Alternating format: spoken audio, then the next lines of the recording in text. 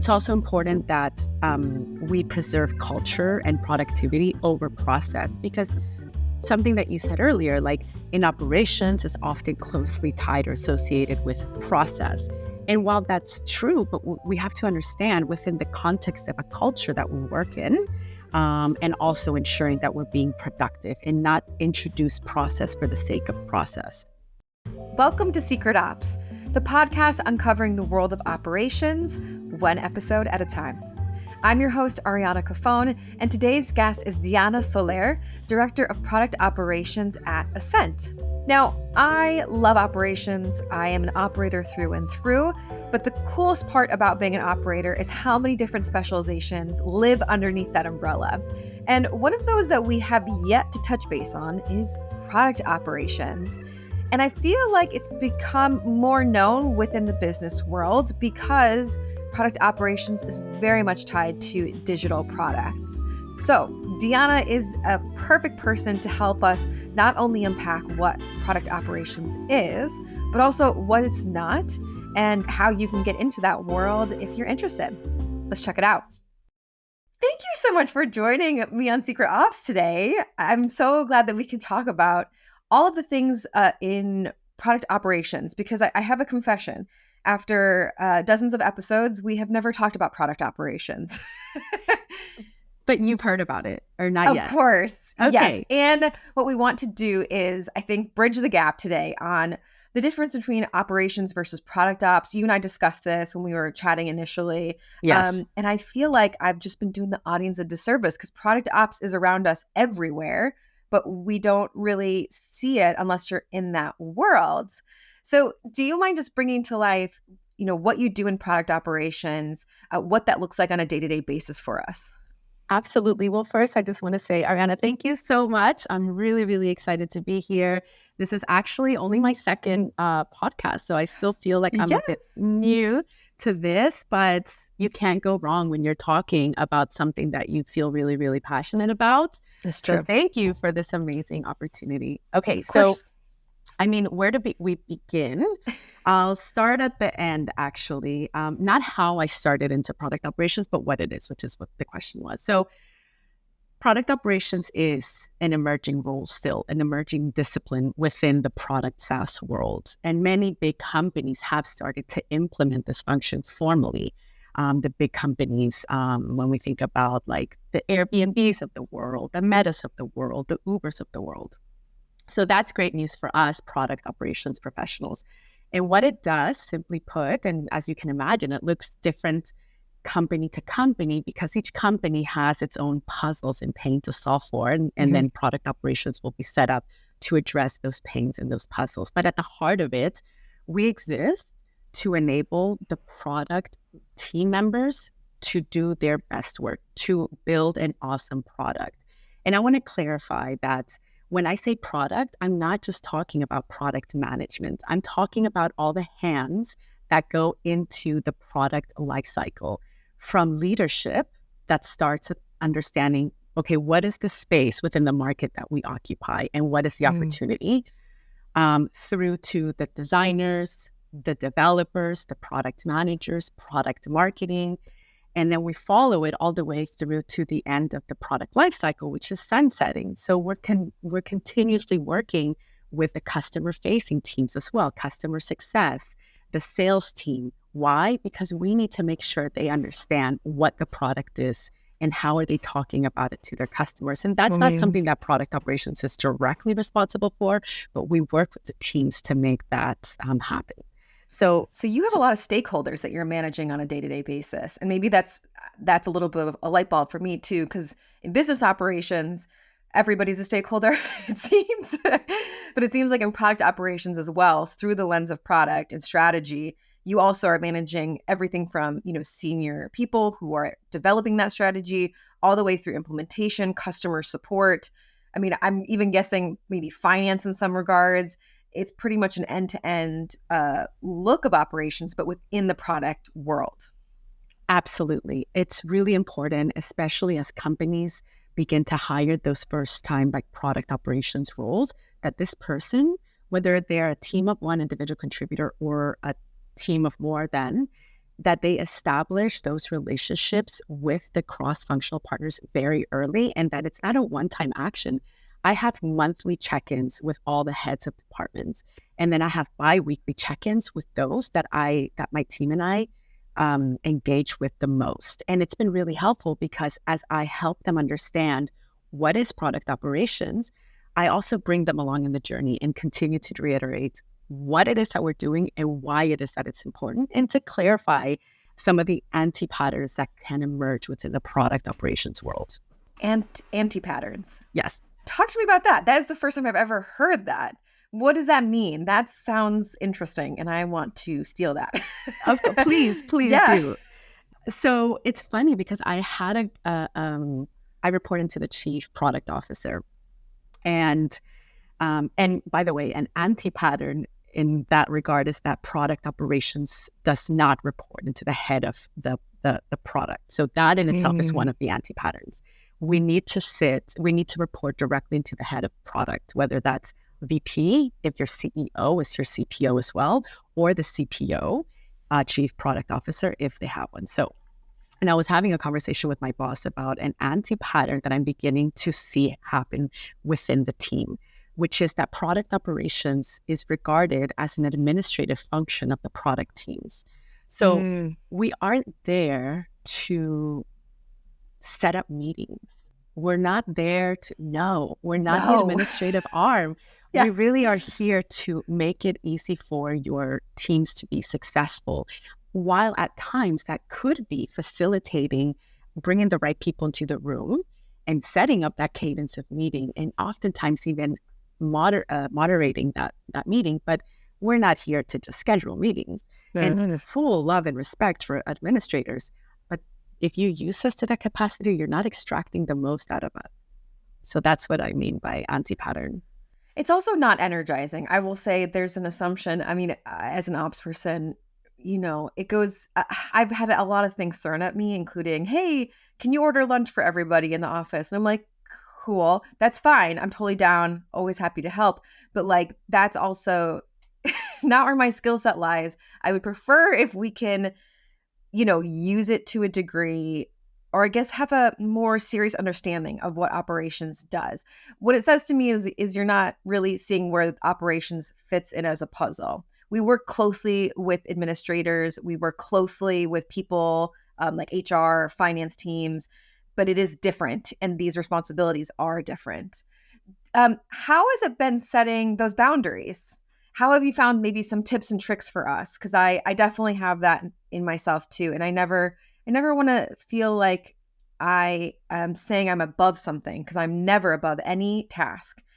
But there's also smart ways to use my hours and my time, and there's also ways that just don't make sense with my workload. So how have you found setting those boundaries? Give us some help. Yes, absolutely. And again, it was the conversation, and it wasn't a comfortable conversation that I had just 2 days ago with my boss. So I just said, listen, we're beginning to use language to engage me or to engage my team that sounds like this. They will help us with this. They will coordinate that. They said, well, we're happy to help in some instances like that. How we can best leverage and engage my team looks like this. And so just setting the example, saying, and this was really helpful because, and then just give them the specific examples and then be clear. In my case, I gave them specific language to use or specific language to avoid when describing or how to engage product operations. Because again, this language is starting to be used with leadership, with senior leadership. So I didn't want them to pick up on that trend.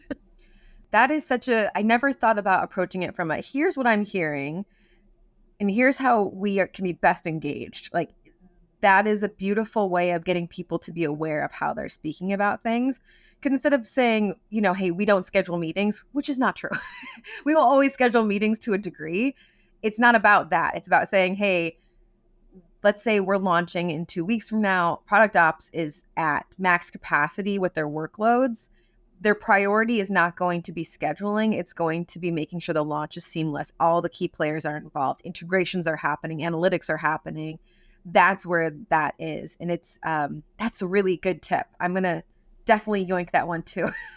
I'll give you one more, actually. Yeah. So it's my second time setting up the function and having to do this roadshow across the organization where I tell them, okay, this is the evolution of product operations in the world. This is why it emerged at such an important discipline and rate of adoption now. Okay, this is the puzzles that we solve, the pain that we solve for, and then go into detail. But one of the things, after I tell them what we are, I show a slide that says what we are not. And so that also kind of sets a tone. So one of the things that we're not a project management office. We're not a PMO. And while project management is one of the most important skills for a product operations manager, we are not a PMO. Also say we're not agile coaches. Agile coaches are incredibly specific in their scope. Product operations has a little bit more broad scope. So that's another thing I say. We're not a Band-Aid solution to problems. We're not a dumping ground for work that teams don't want to do.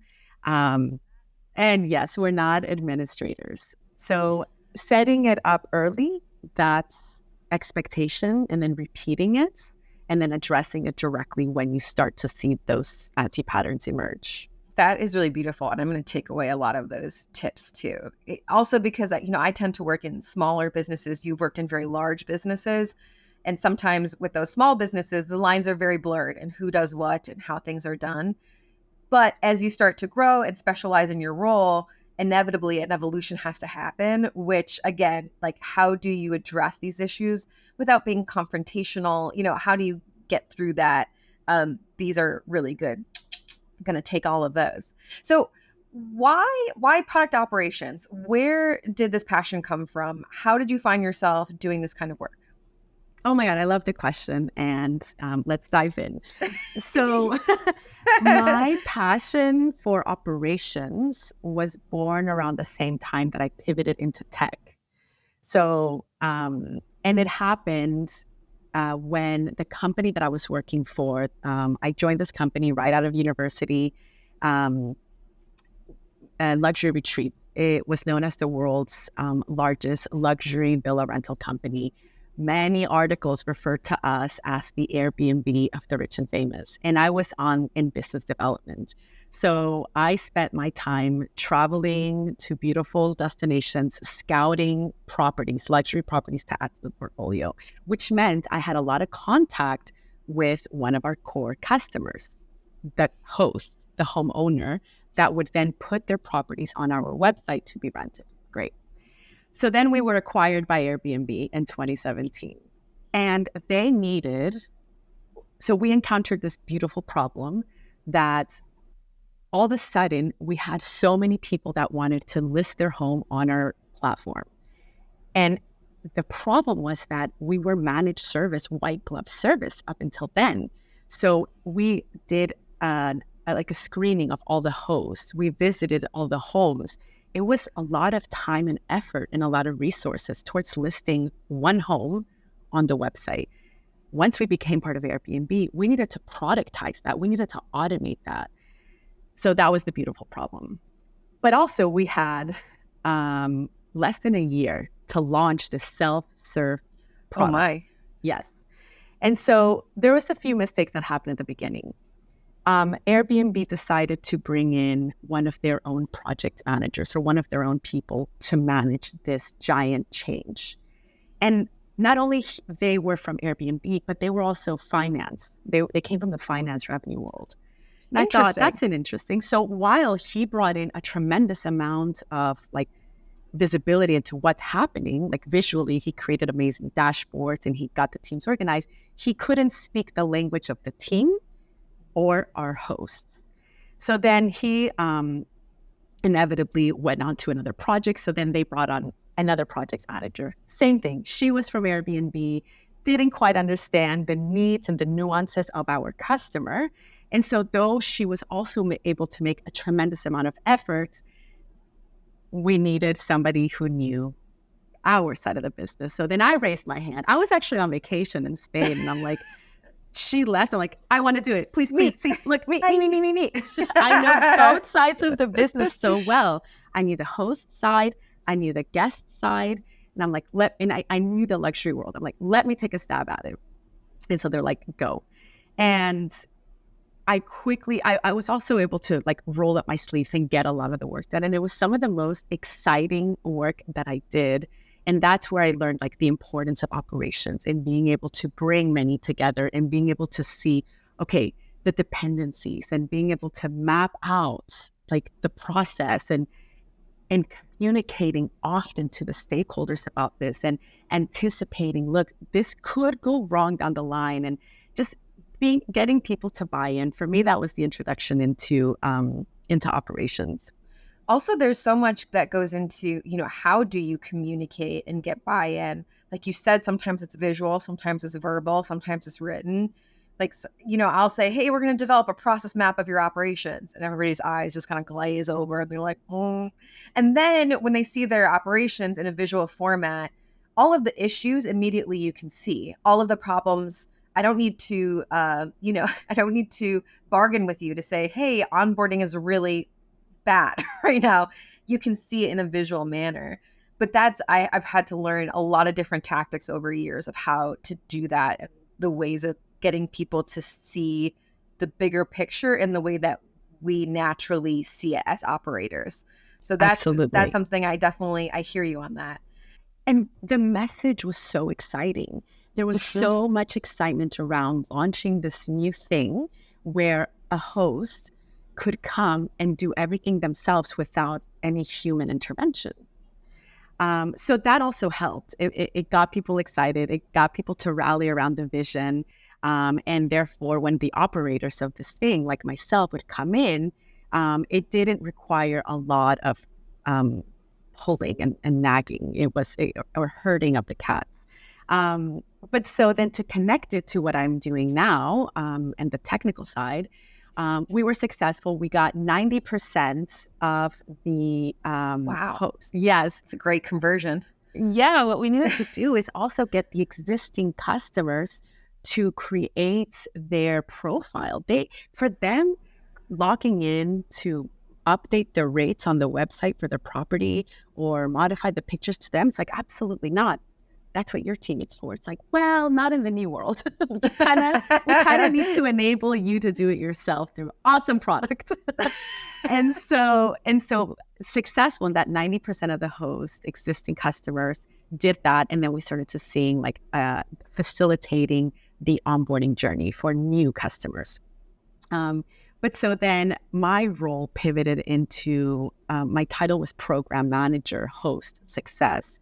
And that's when I discovered the magic of product development, where, again, going back to my roots of business development and having worked for years in the field with our customer, understanding their pain, seeing them coming to the table, literally, physically in Montreal, and sitting with the designer, sitting with the tech lead, and sitting with the product manager. And as the customer was describing their pain and what they needed to do or what they wanted to do, and then seeing the whole process unfold of like, here's the Figma that shows you what it could look like, the designer.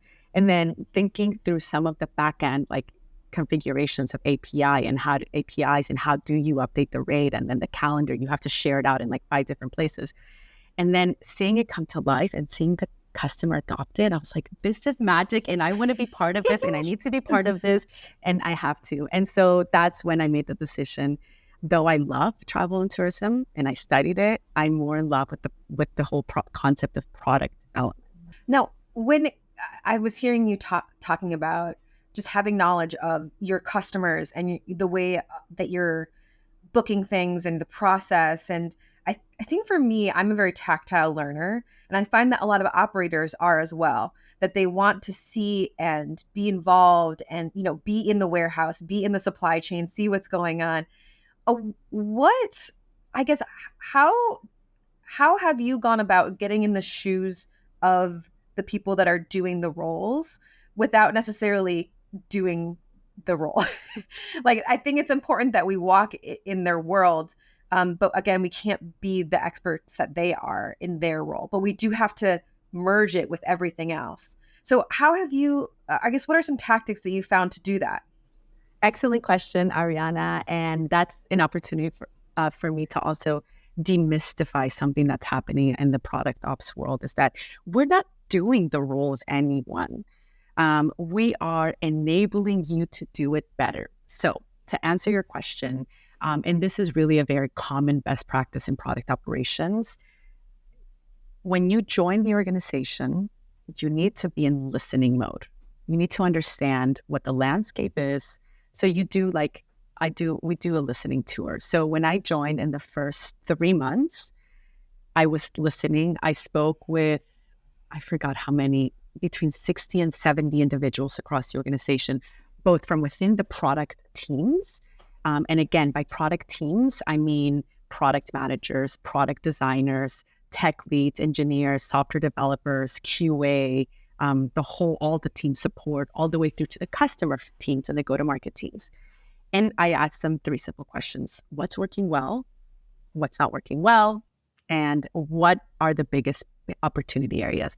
After you speak to so many people, you begin to understand. And so that's really when you gain an understanding of what, like, the individual roles and how they function. Because as I said at the beginning, product operations will look different company by company because you're there to address the puzzles and the pain of that specific company. There are best practices in product operations that we can focus on. There's pillars, but you'll invest more time in one over the other, depending on the company.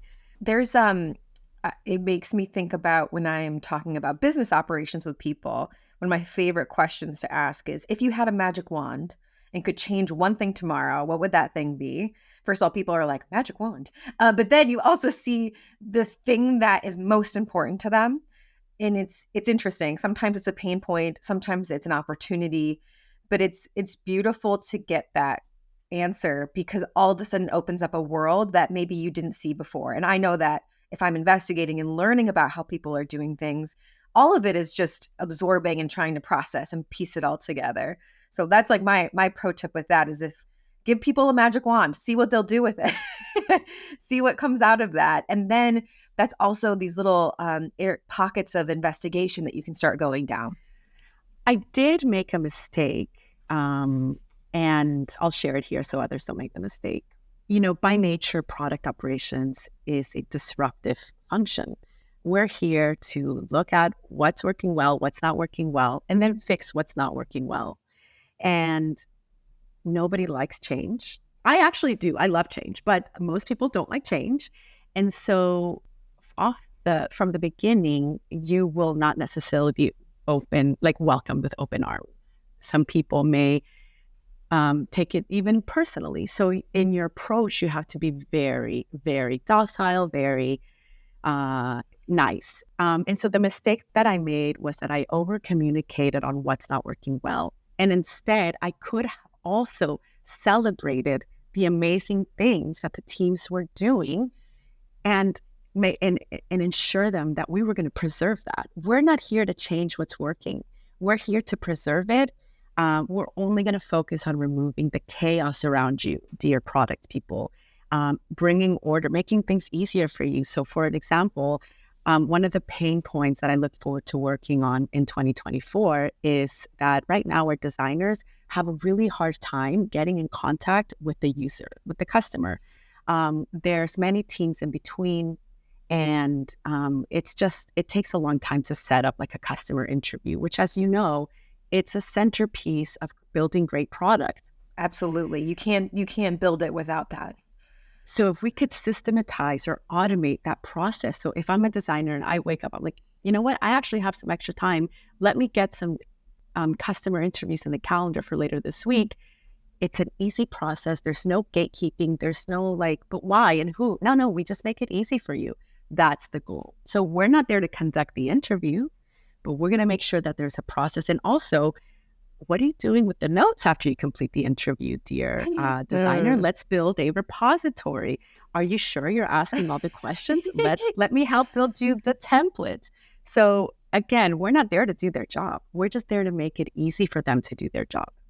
Totally. That's a beautiful way of thinking about it too. Because oftentimes, let's say they know that they need customer feedback, but they're not in our world where we're constantly aggregating data, standardizing things, figuring out how to pull insights from a lot of information. they don't need to have to learn all that from scratch, right? We can give them all those hacks to be able to get there faster with things that we've already templatized and built out. And that's where that building that trust is so important between teams. And you're right too. I find that when I come into businesses, even if I stress, I'm just here to help. I'm giving you a snapshot of where you are today, recommendations of where you could get better and what you're doing great. Most of the time, people just hear the negatives. They just hear the things that they're not doing right. And it's very hard as humans to get to celebrate all the things that they're doing well, even if we emphasize it too. I don't know about you, but it's caused me to get a thicker skin. I think as an operator, I kind of take it's, I don't want to say like, a lot of things come our way. We have to be able to roll with the punches. And it's forced me to just be okay if people respond in a not so great way. I know that sounds bad, but it's usually because we're changing things and people hate change. And who are they going to lash out at? Which is us. I'm like, yeah, I totally get it. I'm here for you. How have you navigated, I guess, the emotional response to these changes that you've had? Oh my gosh, I love this question so much. So I'm super, super lucky. I have a team of 5, 4 that are dedicated to product operations. That's fantastic to have that. Super lucky. If you listen to other product operations leaders, they don't have such a well-established team because the company's still observing what is this function, what value do they bring. So that's a topic for another session, by the way. Part 2. Part 2. So I needed to make sure that my team was well prepared, well armored for when they go into the world, when they start engaging with product managers, product designers, or customer success managers, professional services, and that when they're talking about changing something, they are going to be met with resistance, period, end of story. We can predict that. So I needed to make sure that they were well prepared. And so I established operating principles for my team. Mm-hmm. Love it. And one of them is to be agile in pivots as needed, because we know, not the direction of the company can change often, but the objectives could be reset because something like a pandemic happens or a new, Totally. in our world, a new regulation is introduced that impacts something that we're doing. And so we have to pivot. We can't really fall in love with what we're doing. We have to be practical. We have to make sure, like, are we working on the right things and continue to iterate on them? And if the business calls for us to stop working on something and to focus our attention on something else, then we have to be able to do that. And so Absolutely. because we work on such exciting, yummy puzzles, and it's super awesome to engage with so many individuals across the organization. To have to stop work on something can be a bit hard. So, and I have them go out there and share that, and to share those principles with others. But I wanted to share some of the other ones. It's also important that we preserve culture and productivity over process, because something that you said earlier, like in operations, is often closely tied or associated with process. And while that's true, but we have to understand within the context of a culture that we work in, and also ensuring that we're being productive and not introduce process for the sake of process. 1,000%. One of my biggest pet peeves is when operations is synonymous with process. It is not synonymous. It is a tool that we have in our toolbox, just like technology, just like people, just like all of these other tools. And I think that's why people get scared of ops, because I think they're like, no, I don't want process. A lot of people are process allergic. They're like, no, thank you. But it's really not about that. It's saying, okay, what are you doing today? Like you said, how do we get to what you're doing today to doing it better? And we're not going to presume what that's going to look like, or give you, say, that a checklist is going to make it better, because we know that that's not true. A checklist is just a piece of paper. It's the humans behind all of these things that make it work and it tick. And that culture piece, like you said, is so vital. This gets me to a part. You clearly love to mentor people and you love to help them grow within their roles. So if someone is listening here and maybe they aren't in operations at all, but they're thinking, man, I really want to get into product ops after hearing all this conversation, What do you think are some stepping stones that they should move towards? Great question. So I was once in that exact position. I've been asked, is it important to be a product manager before you step into a product operations role? My answer is no. While most other people's are product operations professionals are, yes, you need to have that background. You can learn that. I don't come from a product management background. I come from a business development background. So my recommendation is thoroughly understand like what product operations is. And again, I recognize that it's still being defined. Oh, I think we have a good idea now. And brush up those skills or reskill yourself. Going back to project management is a big piece of being a great product operations person. Communication and presentation skills, a big piece of having success in a product operations role. And you do have to have an understanding of what the product lifecycle is, and then the different pieces that plug into each of those phases. So again, when I mentioned the opportunity identification, it's like understand the market. If you're in a specific industry or you want to work in a specific market, you do need to understand some of the nuances. So I would advise that there's time put into learning the various aspects of what will make you successful. Again, whether that's project management or other. The other piece I wanted to jump in on, because I saw this and I was like, oh my gosh, I've got to ask. So you're a chapter leader of Latinas in Tech. And I was really excited to see that because, I got into tech 5-6 years ago, a full stack developer. And there wasn't a lot of technical women that were a part of that group. I think at the time it was like 7%. And when I saw that you were chapter leader of this, it got me really pumped. So I wanted to ask about that. If listeners are listening in and potentially they're a good fit for being a part of that, can you just bring to life what it's about and why you became a chapter leader? Oh my gosh, thank you so much for asking. Yes. So for those of you listening that don't know, Latinas in Tech is a nonprofit organization with the aim to connect, support, and empower Latina women working in tech. And it started as two friends, casual gathering, and it grew from there. And so what was a couple happy hours turned into a full-fledged movement.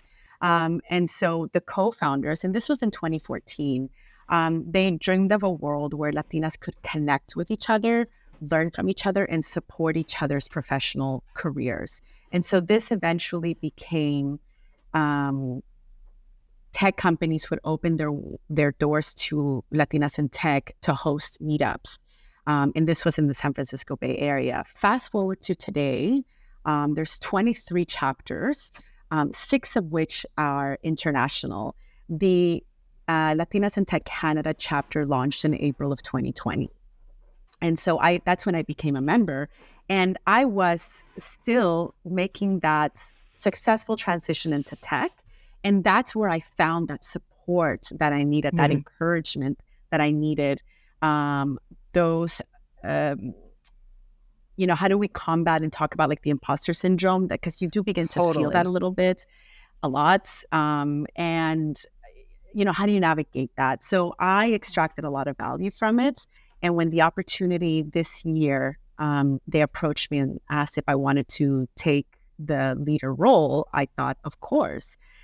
So yeah, it's really like we envision a world, a tech industry where Latinas are just well represented throughout all levels of the tech ecosystem. That's our wish. That imposter syndrome is it's just brutal. It's such a brutal feeling. And it also is so specific to the community that you're in as well. Like being in New York City when I was in tech at the time, it felt like, man, there's like a handful of us ladies that are doing technology. But again, being able to speak to those personal feelings in an environment where people just inherently understand, there's nothing better. I don't even know how to describe it. You just feel less alone. And it allowed me to take more risks, or it allowed me to be bigger in a room. Does that make sense? It absolutely makes sense. So for the record, I have never actually subscribed to the notion of imposter syndrome as it is described. Like, I don't even like those words, imposter syndrome. I really wish that they would We select got to other words. reframe it. Yes, We got to rebrand it. because here's my, and this is very personal opinion, like imposter syndrome is a feeling that we get. Okay, why do we feel that way? Because of those around us that are doing something or not doing something to make us feel this way. Okay, great. So who are the people around us? And in the context of a woman of color in tech, oftentimes you are the only woman of color in the room, where because of unconscious biases, your voice won't be heard. You have to repeat yourself often, or you will see that others will take credit for your work or your decisions or your whatever. And so, yeah, inevitably over time, you begin to feel like, I don't belong here. But it's not you that has to change or do the work. It's those around you. So that's why I don't love the notion of imposter syndrome. But I do recognize that the impact of imposter syndrome is very real in our community and women, and for women in the tech world, for people of color. Yes. That is, I never even put that together because it feels like you're being gaslit almost, where Yes. the responsibility is put on you, right? Like, and again, like some of it is me reframing how I feel about myself and my skills, especially if you transition to tech later in life. Like I was not a technical person. I didn't go to school for it. So I did feel like, man, I've got a lot of catching up to do it. And my basis in those feelings was that. But also part of it is if you're in a room and people aren't listening, if they say your idea just in their own words and they take that idea, if you're trying to flag things and no one is seeing those flags until it's a problem, then you're sort of like, it just perpetuates itself. And you're right, it is a two-way street. It is a lot. You have to say, all right, what is the internal work that I have to do? But then also, I don't want to feel like I'm being gaslit. What's the cultural work that this business hasn't done to be able to make an environment where I feel supported and heard and like my knowledge matters? That is really interesting. And I don't want to remove the responsibility that we all have of continuing to upskill and reskill. Gen AI changed how we work, and it's changing completely the job market. Not a year from now, but today, now. So we have to continue investing in our own skills. I'm continuously learning how to manage diverse teams or how to give more compelling presentations, how to speak in public. I'll learn about APIs, back end, front end, all this stuff that will allow me to enter a room and confidently speak and give my recommendation. That will never stop. But I do see that sometimes my counterpart doesn't have to put in as much effort, which makes me better because I not only have more skill and thicker skin, I've had to work harder. But, that's why I don't let imposter syndrome affect me. I really don't. I know what I have to do and I do it. There's something when I think about somebody, a female artist, a female musician was talking about, I think it was Taylor Swift, was talking about how women are constantly having to reinvent themselves throughout their careers, right? To like keep people re-energized and intrigued in what they're doing. Whereas, men or other groups don't necessarily have to do that as much. And it's funny because I felt that so much in my own career, even though I'm not Taylor Swift, obviously. I'm like constantly reinventing and learning all these new skills to stay ahead of the curve. Part of that is just because I'm a curious person, but also part of it is because I've been in rooms where I'm invisible and I don't want to be invisible. And I have to figure out how to be able to bring something in my own skin that is based on the most current knowledge of trends or technology. It's like mentally exhausting sometimes. Like I'm really tired.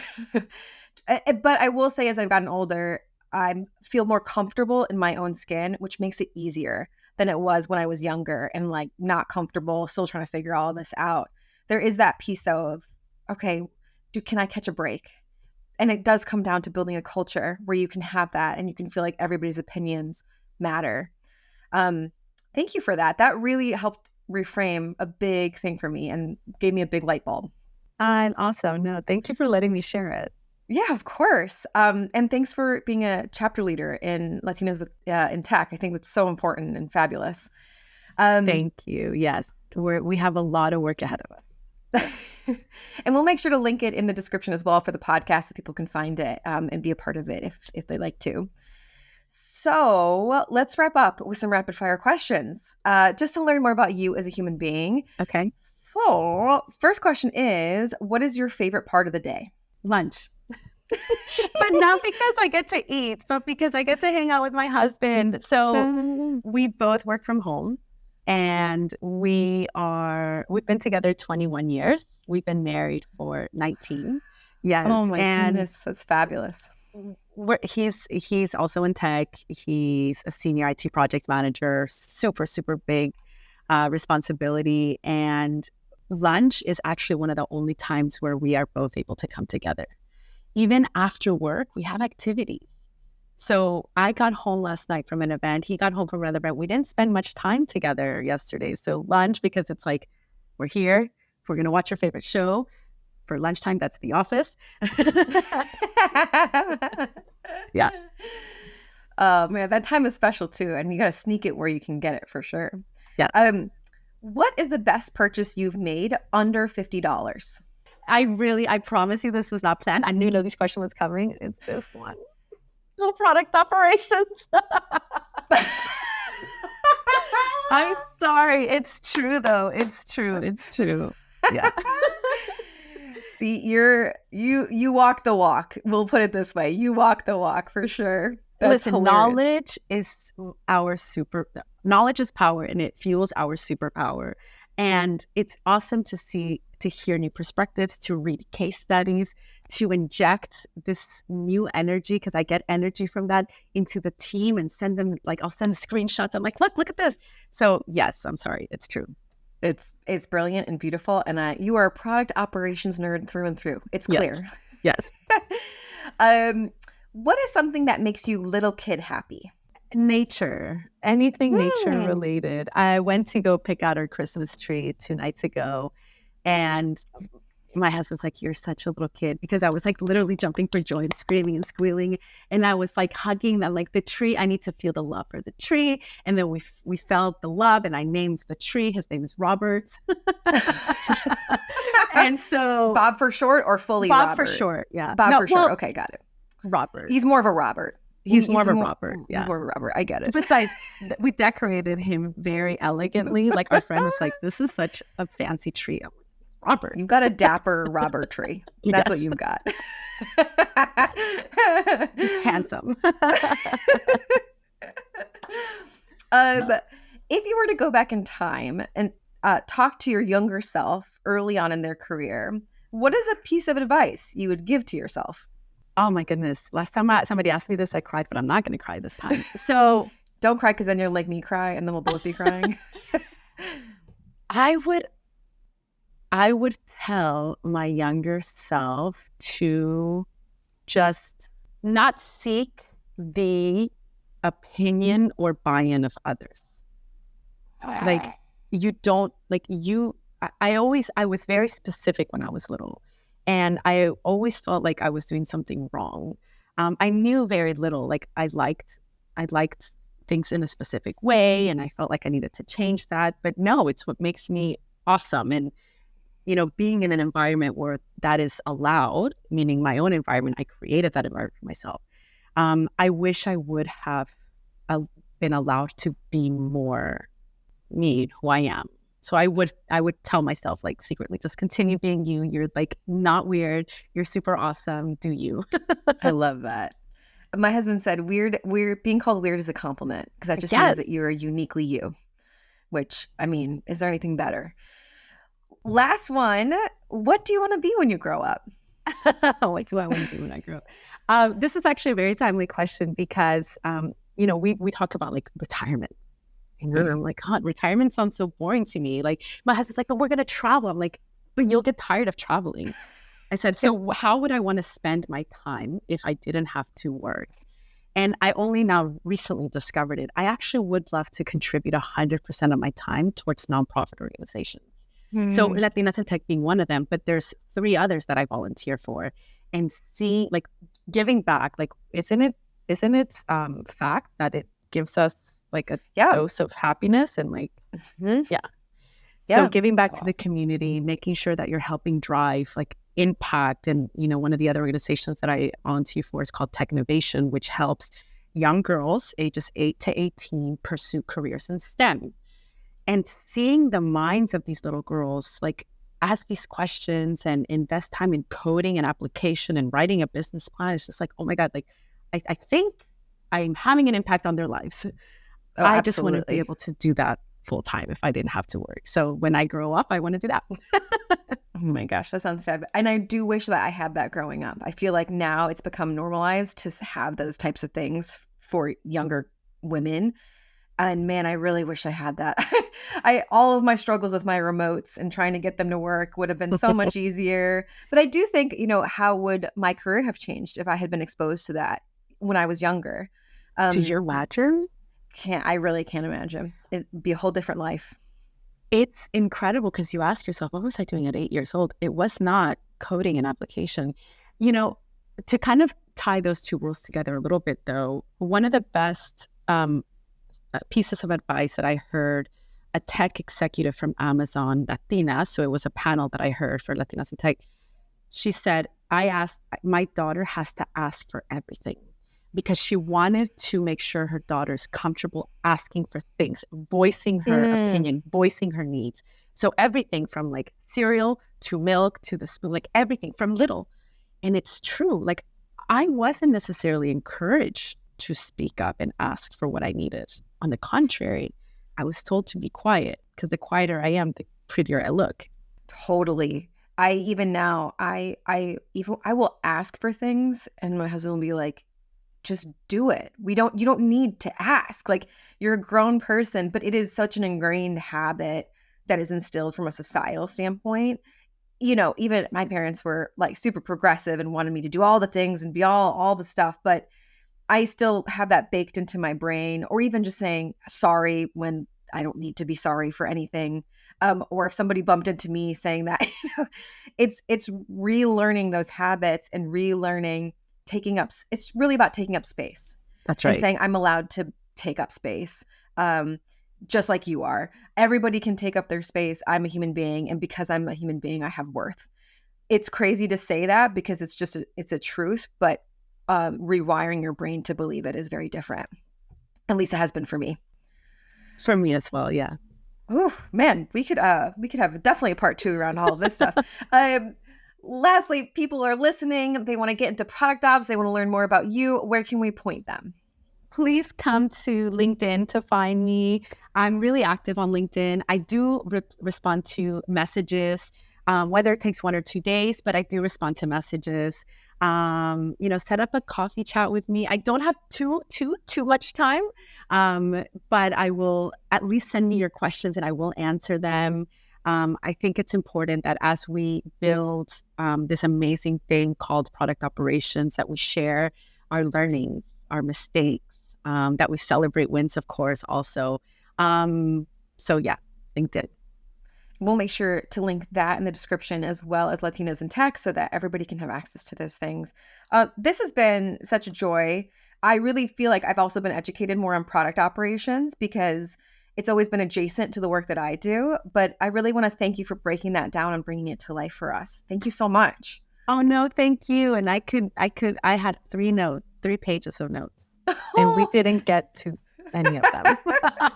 But it's okay. There's so much to talk about. So, I'm happy to continue sharing. I'm really, I'm lucky that I've been able to dive deeper into product operations. So yeah, I'm really happy to continue sharing. Well, and listeners, if you were continuing to be as absorbed as I am in this conversation, please remember to subscribe wherever you find your podcasts. We're also on YouTube now. So if you're a visual learner like myself, you can watch all of these wonderful interviews. And I guess we will see you next time.